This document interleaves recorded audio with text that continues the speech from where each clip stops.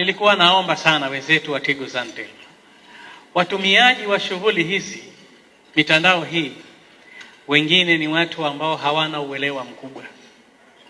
Yako mambo ambayo yanafanyika kwenye mitandao yanaashiria wizi, yanaashiria kutokuwa na uaminifu kwa baadhi.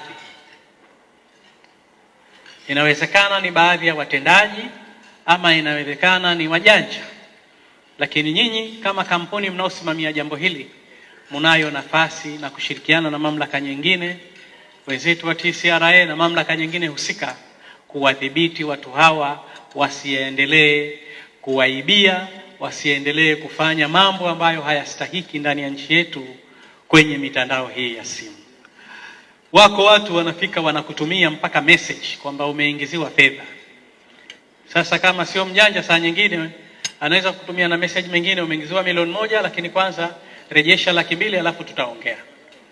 Katika hali ya kawaida mtu akiona ameingiziwa fedha milioni 1 anaweza kuona ni jambo la kawaida. Kwenye simu yake anayo 200,000 atapeleka.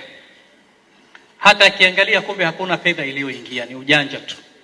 Sasa nadhani mambo kama haya tunayo nafasi kampuni yetu kuyadhibiti, kutafuta namna ya kucontrol, na wale wote wanaohusika na jambo hili wakaenda kwenye mkondo wa sheria. Na niwaombe msisite kuwachukulia hatua na kuwapeleka kwenye vyombo vya sheria wale wote watakaojihusisha na jambo hili ambalo haliendi sambamba na matakwa ya kampuni yetu ya Tigo Zantel. Lakini hili likitokea kwa watendaji wenu, maana mambo haya saa nyingine mtu ambaye si mtaalamu hawezi kuyafanya.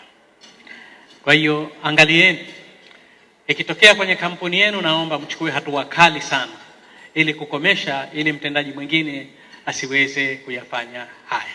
Lakini yakitokea nje ya kampuni, mnapaswa kuyafuatilia ili wasiendelee kuchafua jina la kampuni.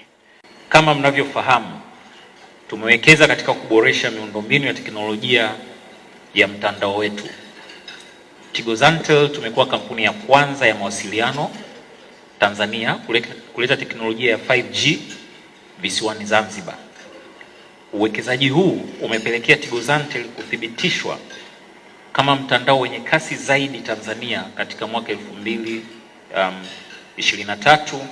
2024 na mamlaka ya mawasiliano Tanzania kupitia ripoti yake ya robo ya mwisho ya mwaka jana Q4 2023 ilitaja Tigo Zantel kuwa ni mtandao bora Tanzania.